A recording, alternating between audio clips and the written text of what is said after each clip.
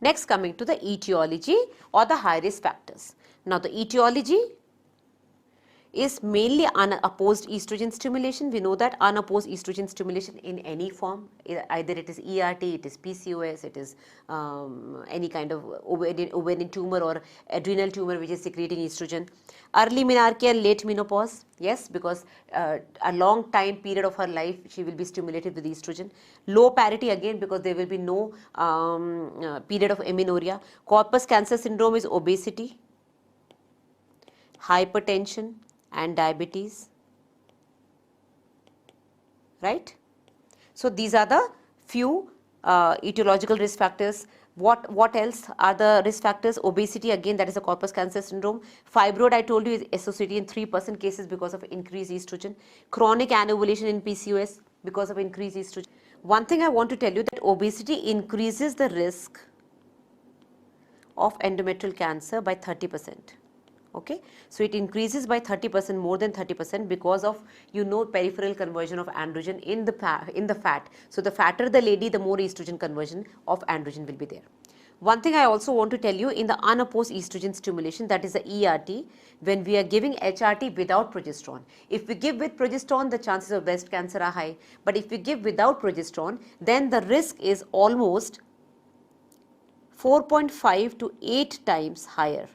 The relative risk will stay higher 4.5 to 8 times, and this will stay for even 10 years after stopping the ERT.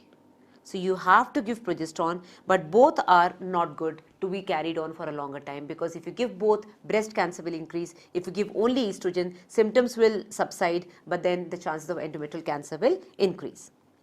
Right? So you have to be very careful what drug you are choosing for HRT, and it is better to go for non-hormonal treatment. What are the other risk factors? Tamoxifen. Now, what is tamoxifen? Tamoxifen is what? It is used for breast cancer. We know that it is used as a treatment for breast cancer, and it is a long-term therapy. It is given for long-term. It is a SERM. It is a SERM, that is selective estrogen receptor modulator. So it has positive effect on endometrium and it has negative effect on breast. That is why it is used. So positive effect on endometrium, it is anti-estrogenic as well as estrogenic. So that is why it is known as SERM, right? It is selectively estrogen modulator, positively in some organ, negatively in some organ. So it has a positive effect on uterus and negative effect on breast. So because it is used for long term, it can increase the risk 2 to 3 times more. 2 to 3 times more risk of endometrial cancer, and the annual risk is about 2 in 1000. This is the annual risk. So with tamoxifen, if you are using for a long period, you have to periodically check her with sonography. You have to give her a periodic check with sonography so that we don't end up with endometrial hyperplasia. That is the atypical changes if we don't want a cancer to develop. Alright. The other things, the other high risk factors are atypical endometrial hyperplasia. We know that there is a chance of almost 25 to 40% in conversion of to get converted into endometrial carcinoma. Radiation menopause. Again, radiation menopause, a uterus which has been radiated, it will be a damaged endometrium, and that has a chance of getting converted into cancer. Senile endometritis and pyometra, again very rare, but they may get converted, and generally pyometra is actually a sequelae of endometrial carcinoma rather than a cause of endometrial carcinoma. Okay. Now, coming to the family history. Now, family history, you need to know that HNPCC is also known as Lynch syndrome, which is hereditary non-polyposis colonic carcinoma syndrome.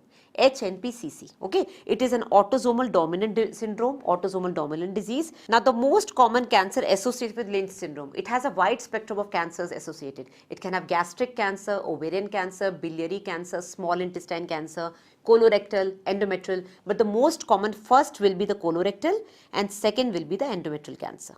Okay, you need to know that. Now, let me just tell you all the 3 syndromes which are associated with endometrial cancer.